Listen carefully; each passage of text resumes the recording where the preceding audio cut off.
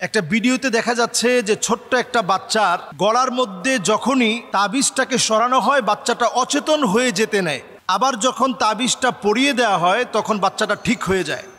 আসলে এর রহস্যটা কি? এই জাতীয় ঘটনা আমরা ইতিপূর্বে আমার চোখে এমনটা পড়ে নাই, হঠাৎ করে এই ভিডিওটা আমি দেখেছি। তো এই তাবিজের ভিতরে আসলে কি লিখে দেওয়া আছে এটা দেখা দরকার। অনেক সময় যা লেখা থাকে এটা আপনার জন্য বরং ক্ষতি করার জন্য লেখা থাকে।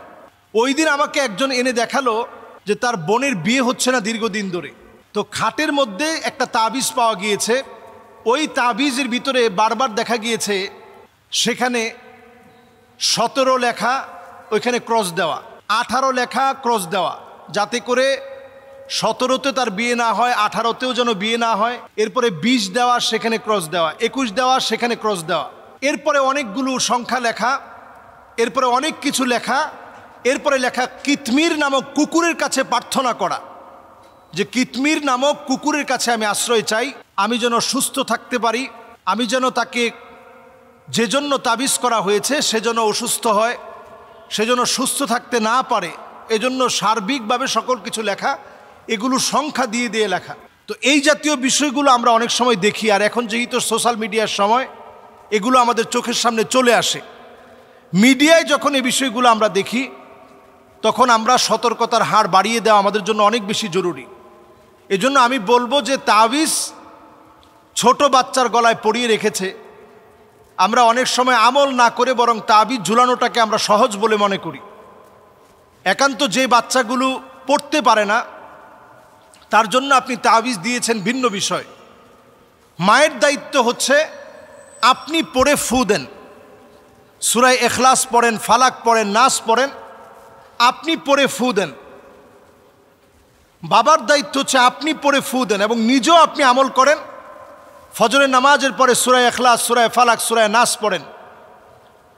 এবং যাদেরকে জিন সমস্যা করতেছে আপনাদেরকে বলবো সূরা জিন 3 বার আপনি ঘুমাতে যাওয়ার আগে তেলাওয়াত করে তারপরে ঘুমান। সূরা জিন 3 বার আপনি ঘুমাতে যাওয়ার আগে, খুব বেশি কষ্ট হবে না, 3 বার আপনি পড়ে তারপরে ঘুমাতে যান। ফজরের নামাজের পরে 3 বার আপনি পড়েন।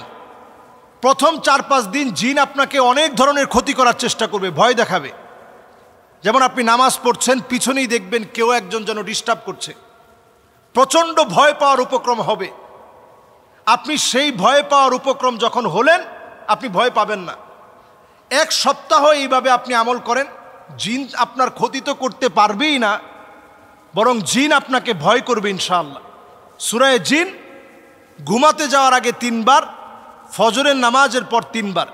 আরেকটা আমল বেশি বেশি করবেন, আল্লাহু খায়রুন হাফিযাও ওয়া হুয়া আরহামুর রাহিমিন।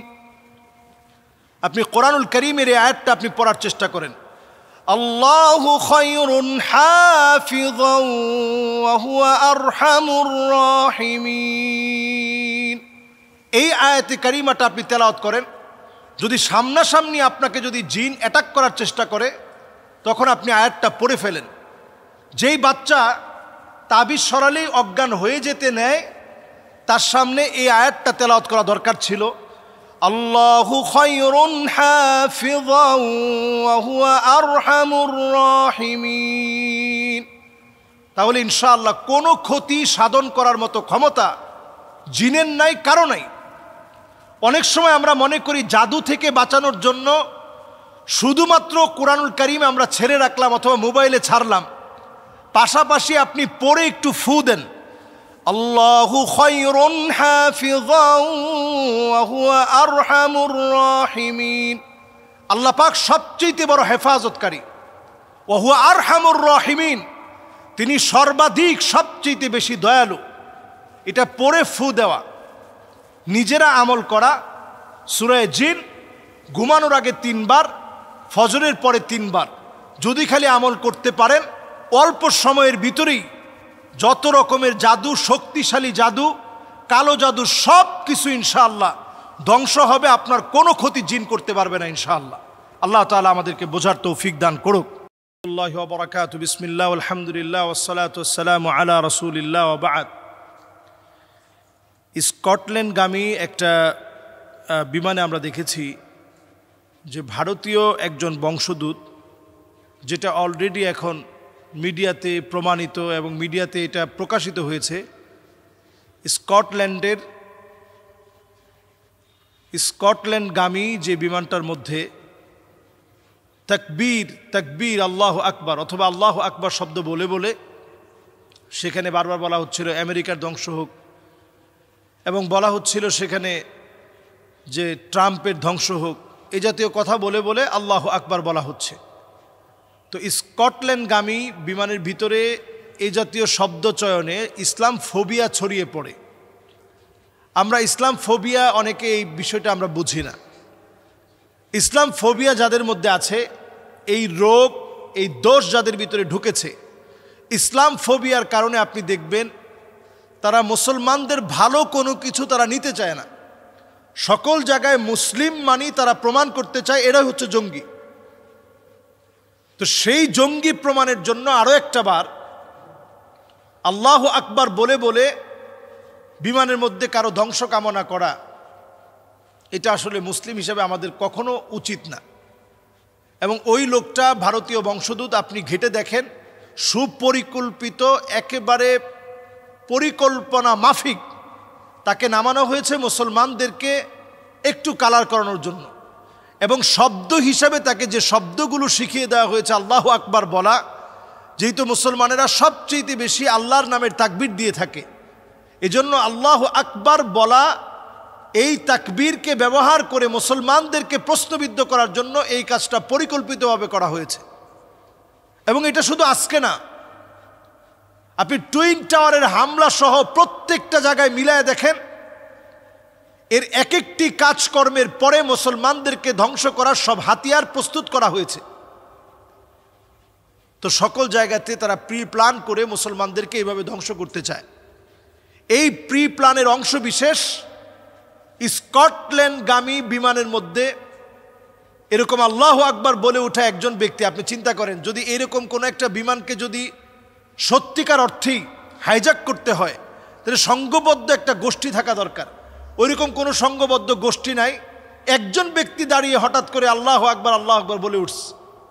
তাহলে এরকম পাগলামি করার মধ্য দিয়ে মুসলমানদেরকে অপমানিত করতে চায়, অপদস্থ লাঞ্ছিত করতে চায়।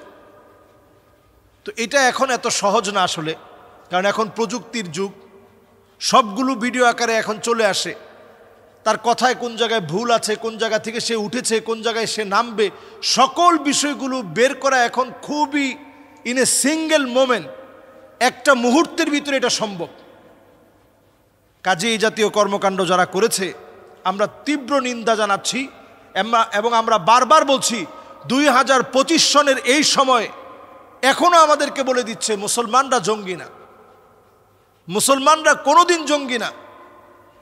এই পৃথিবীতে এখনো যত জঙ্গি গুপ্ত হামলা যা বলেন, জঙ্গি সংগঠন বলেন, এগুলোর নেতৃত্ব মুসলমানেরা দেয় না। এগুলো নানাভাবে তারাই নেতৃত্ব দিচ্ছে এবং মুসলমানদের নামকে তারা ব্যবহার করছে নানা এজেন্ডা বাস্তবায়নের জন্য। আল্লাহ আমাদেরকে এই সমস্ত কূটকৌশলকারী ব্যক্তিদের কূটকৌশল থেকে আল্লাহ তাআলা বাঁচার তৌফিক দান করুক। ওয়ামাকারু ওয়ামাকারাল্লাহ ওয়াল্লাহু খায়রুল মাকিরিন। আল্লাহ রাব্বুল আলামিন উত্তম পরিকল্পনাকারী, আল্লাহ তাআলা উত্তমভাবে ফয়সালা করবেন। আল্লাহ আমাদেরকে বোঝার তৌফিক দান করুক, আমিন।